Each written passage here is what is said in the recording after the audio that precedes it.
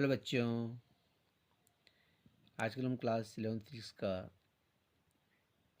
Chapter 12 thermodynamics पढ़ रहे हैं और आज से हम इस चैप्टर के आंकिक प्रश्न हल करेंगे। इससे पहले मैं आप सबको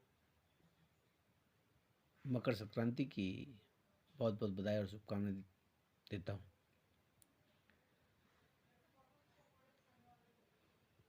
तो आज का पहला सवाल है, कोई गीजर 3.0 लीटर प्रति मिनट की दर से बहते हुए जल को 27 डिग्री सेंटीग्रेड से 77 डिग्री सेंटीग्रेड तक गर्म करता है। यदि गीजर का परिचालन गैस बर्नर द्वारा किया जाए तो ईंधन के व्यय की दर क्या होगी? बर्नर के ईंधन की दहन ऊष्मा 4.0 इंटू 10⁴ जूल प्रति ग्राम है। तो इस सवाल को हम सॉल्व करेंगे। तो सबसे पहले हम जिसमें हमारे पास कुछ दिया हुआ है उनको हम लिख लेंगे, और दिया हुआ लिखने से हमें सवाल करने में काफ़ी सहूलियत मिलती है। हमें सूत्र का पता लग जाता है कि कौन सा सूत्र इसमें लगने वाला है। तो इसको आप जरूर लिखिए। सबसे पहले जो है जो दिया होता है उसको लिखना चाहिए। ओके, तो सवाल को सॉल्व करते हैं। तो हमारे पास दिया है जल के बहने की दर। जल के बहने की दर देखिए 3 लीटर प्रति मिनट। तो हम यहाँ पर जल का आयतन निकालेंगे। तो जल का आयतन हो जाएगा 3 इंटू 10⁻³ मीटर क्यूब। 1 लीटर बराबर होता है 10⁻³ मीटर क्यूब। ठीक है। तो जल का द्रव्यमान ज्ञात कर लेंगे। m बराबर आयतन गुणा गया घनत्व। 3 इंटू 10⁻³ मीटर क्यूब इंटू 10⁻³ मान रख दिया हमने। आयतन का मान रख दिया है, घनत्व का मान रख दिया है। इनका आपस में मल्टीप्लाई करेंगे तो घाते यहाँ पे देख रहे हैं हम, -3 घात है +3 घात है, तो 10 की पावर हो जाएगी 0। 10 की पावर 0 का मतलब होता है 1। तो इस प्रकार से हमें पाएगा 3.0 किलोग्राम। ये जल का द्रव्यमान निकल गया है। समय हमारे पास दिया हुआ है t बराबर 1 मिनट। जल का ताप भी हमारे पास दिया हुआ है किस प्रकार से गर्म करता है। तो जल के ताप में वृद्धि जो है हम निकालेंगे यहाँ पे। डेल्टा टी बराबर 70 - 27 बराबर 50 डिग्री सेंटीग्रेड। जल की विशिष्ट ऊष्मा ये हमको पता होती है 4.2 इंटू 10⁸ जूल प्रति किलोग्राम डिग्री सेंटीग्रेड। ठीक है। अब यहाँ पर दी गई ऊष्मा, कितनी ऊष्मा दी गई है? Q बराबर MS डेल्टा टी से हम दी गई ऊष्मा को निकाल सकते हैं। गीजर द्वारा ऊष्मा देने की दर, किस दर से जो है गीजर ऊष्मा दे रहा है? तो दर H बराबर Q/T निकल जाएगा। Q का मान यहाँ पर रख देंगे तो H बराबर हो जाएगा MS डेल्टा T/T। मान रखते हैं हम सबका। M का मान रख देंगे 3.0 इंटू S का मान 4.2 इंटू 10⁻³ इंटू डेल्टा टी का मान 50 और स्मॉल टी समय का मान रख देंगे 1। इनका हमने मल्टीप्लाई करना है। 3.0, 4.2 और 50 का आपस में मल्टीप्लाई कर देंगे तो यह आएगा हमारे पास H बराबर 6.30 इंटू 10⁵ जूल प्रति मिनट। ईंधन के व्यय की दर। ईंधन के व्यय, किस प्रकार से ईंधन जो है व्यय हो रहा है, खर्च हो रहा है, किसकी दर निकालेंगे? तो गीजर को 1 मिनट में दी गई ऊष्मा बटे प्रति ग्राम व्यय ऊष्मा। तो यह आ जाएगा 6.30 इंटू 10⁵ अपॉन प्रति ग्राम व्यय ऊष्मा कितनी है 4.0 इंटू 10⁴। इसको हम यहाँ पर सॉल्व करेंगे, डिवाइड करेंगे, तो ये हमारे पास आ जाएगा 15.7 ग्राम प्रति मिनट, और इसको हम लिख सकते हैं 16 ग्राम प्रति मिनट। तो इस प्रकार से हम इस क्वेश्चन को जो है आसानी से सॉल्व कर सकते हैं। अगला हमारे पास क्वेश्चन है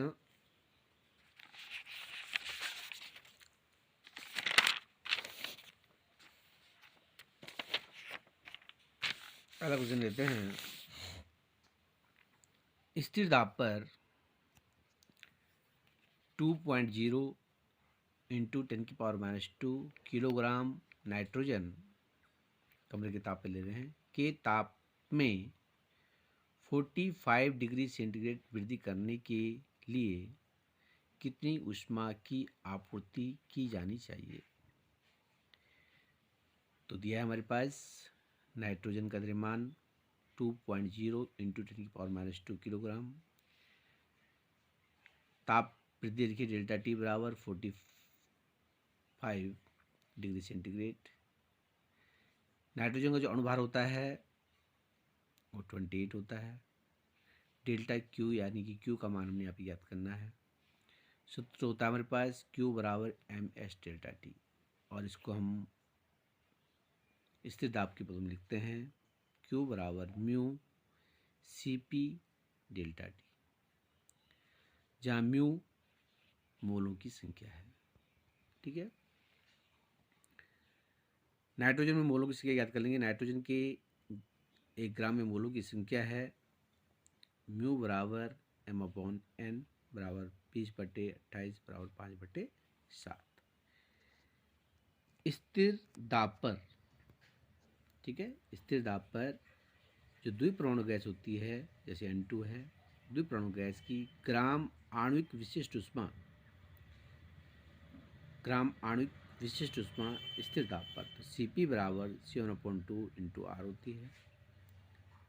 ठीक है, मान रख देंगे यहाँ पर 7/2 इंटू 8.3, R का मान 8.3, R होता है 8.3 जूल प्रति मोल कैलोरी।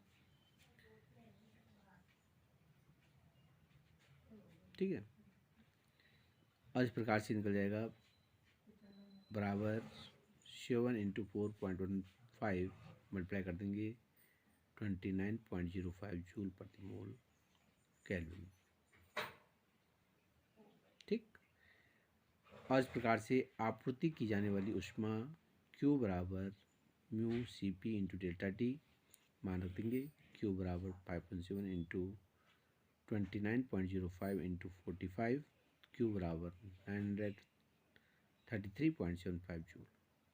तो इस प्रकार से यहाँ पर इसका मान निकल जाएगा कि आपूर्ति की जाने वाली ऊष्मा का मान कितना होगा। तो आप इन सवालों को आसानी से कर सकते हैं, ध्यान से कीजिए। ओके, अगला प्रश्न है रुद्धोष्म परिवर्तन द्वारा किसी गैस की अवस्था परिवर्तन करते समय उसकी एक साम्यावस्था से दूसरी साम्यावस्था B तक ले जाने में निकाय पर 22.3 जूल कार्य किया जाता है। यदि गैस को दूसरी प्रक्रिया द्वारा अवस्था A से अवस्था B में ले जाने में निकाय द्वारा अवशोषित नेट ऊष्मा 9.35 कैलोरी है, तो बाद के प्रकरण में निकाय द्वारा किया गया कार्य नेट कार्य कितना है। 1 कैलोरी बराबर 4.19 जूल। तो यहाँ पर हम जो दिया है उसको लिख लेंगे। रुद्धोष्म विधि में गैस को A से B तक ले जाने में दी गई ऊष्मा Q बराबर 0 होती है। ठीक है, रुद्धोष्म विधि में यदि हम गैस को A बिंदु से B बिंदु तक ले जाते हैं तो दी गई जो ऊष्मा होती है 0 के बराबर होती है। तो इस प्रकार से निकाय पर किया गया जो कार्य है W बराबर -22.3 जूल के बराबर होगी। ठीक है, अतः इस प्रक्रम में आंतरिक ऊर्जा में परिवर्तन डेल्टा U ए से बी जा रहे हैं बराबर क्यू माइनस डब्ल्यू, इसको हम माइनस कर देंगे। 0 माइनस माइनस 22.3 बराबर 22.3 जूल। अब यहाँ पर जो क्वेश्चन में बोला किसी अन्य प्रक्रम से ले जाना है, तो किसी अन्य प्रक्रम द्वारा अवस्था ए से बी तक ले जाने में निकाय द्वारा अवशोषित ऊष्मा Q बराबर यहाँ पे दिया हुआ है हमारे पास 9.35 कैलोरी, ठीक है। तो इसको जूल में चेंज कर देंगे तो 9.35 इंटू 4.19 जूल 39.178 जूल बराबर 39.2 जूल। चूँकि अवस्थाएं वही हैं, अतः आंतरिक ऊर्जा में परिवर्तन डेल्टा यू ए बी ही रहेगा, ठीक है। पुनः उष्मागति के नियम से डेल्टा यू बराबर क्यू माइनस डब्ल्यू से कार्य बराबर हो जाएगा Q minus delta U A B 39.2 minus 23.3 minus कर देंगे तो डब्ल्यू बराबर आ जाएगा आपके पास 16.9 जूल। ओके, अगला क्वेश्चन है एक वाष्प इंजन अपने बॉयलर से प्रति मिनट 3.6 इंटू 10 की पावर 9 जूल ऊर्जा प्रदान करता है, जो प्रति मिनट 5.4 इंटू 10 की पावर 8 जूल कार्य देता है। इंजन की दक्षता कितनी है, प्रति मिनट कितनी ऊष्मा अवशिष्ट होगी। तो सॉल्व करते हैं। दिया है ऊष्मा स्रोत से प्रति मिनट प्राप्त ऊष्मा Q1 बराबर 3.6 इंटू 10 की पावर 9 जूल, जो ऊष्मा स्रोत से हमको ऊष्मा प्राप्त हो रही है। इंजन द्वारा प्रति मिनट किया गया कार्य दिया हुआ है W बराबर 5.4 इंटू 10 की पावर 8 जूल। इंजन की दक्षता सूत्र होता है ईटा बराबर W/Q1, मान रख देंगे 5.4 इंटू 10 की पावर 8 अपॉन 3.6 इंटू 10 की पावर 9, इसको हम डिवाइड करेंगे तो ईटा बराबर हमारे पास आ जाएगा 0.15। यदि हम इसको प्रतिशत में निकालना चाहें तो प्रतिशत दक्षता हो जाएगी, मल्टीप्लाई कर देंगे 100 से 0.15 इंटू 100%, और इस प्रकार से बराबर हो जाएगा 15%। अब हमको पूछा है कि अपशिष्ट ऊष्मा अथवा कितनी होगी, अपशिष्ट ऊष्मा या सिंक को दी गई ऊष्मा। तो अपशिष्ट ऊष्मा अथवा सिंक को दी गई जो ऊष्मा है Q2 बराबर Q1 माइनस डब्ल्यू, ठीक। तो बराबर हो जाएगा यहाँ पर 3.6 into 10 power 9 minus 5.4 into 10 power 8।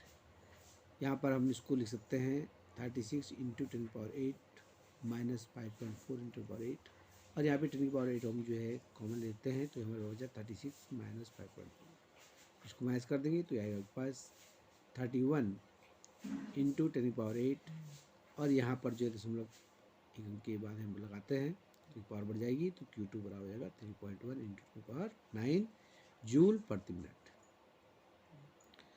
तो इस प्रकार से हम यहाँ पर जो सिंक को दी गई ऊष्मा है उसका मान ज्ञात कर सकते हैं। अगला क्वेश्चन है एक हीटर किसी निकाय को 100 वाट की दर से ऊष्मा प्रदान करता है। यदि निकाय 75 जूल प्रति सेकंड की दर से कार्य करता है तो आंतरिक ऊर्जा की वृद्धि किस दर से होगी। तो दिया है हमारे पास Q बराबर 100 वाट, और इसको जूल सेकंड में लिखते हैं 100 जूल सेकंड, जूल पर सेकंड, 100 जूल प्रति सेकंड। निकाय द्वारा कृत कार्य W बराबर 75 जूल पर सेकंड। आंतरिक ऊर्जा में परिवर्तन की दर डेल्टा यू हमें ज्ञात करना है। यहाँ पर ऊष्मागतिकी के प्रथम नियम से डेल्टा यू बराबर Q माइनस डब्ल्यू, माइनस कर देंगे 100 माइनस 75 बराबर 25 जूल प्रति सेकंड, और इसको हम क्या लिखते हैं 25 वाट, तो डेल्टा यू बराबर 25 वाट। अगला क्वेश्चन है खाद्य पदार्थ को एक प्रशीतक के अंदर रखने पर वह उसे 9 डिग्री सेंटीग्रेड पर बनाए रखता है। यदि कमरे का ताप 36 डिग्री सेंटीग्रेड है तो परिसीतक के निष्पादन गुणांक का आकलन कीजिए।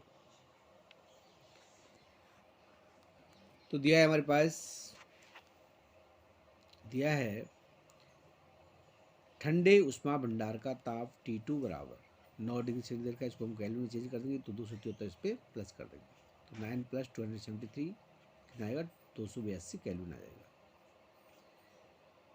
गर्म उष्मा भंडार का ताप भी दिया हुआ है, T1 बराबर 36 डिग्री सेंटीग्रेड का है, तो इसको अपने केल्विन में चेंज करना है तो 273 में जोड़ देंगे तो 309 केल्विन हो जाएगा। प्रशीतक का निष्पादन गुणांक K बराबर हम जानते हैं सूत्र T2 अपॉन T1 - T2, तो मान रख देंगे यहाँ पर 282 अपॉन 309 माइनस 282, इसको घटा दीजिए तो आएगा बराबर 282/27, और इस प्रकार से निष्पादन गुणांक K बराबर आएगा 10.4।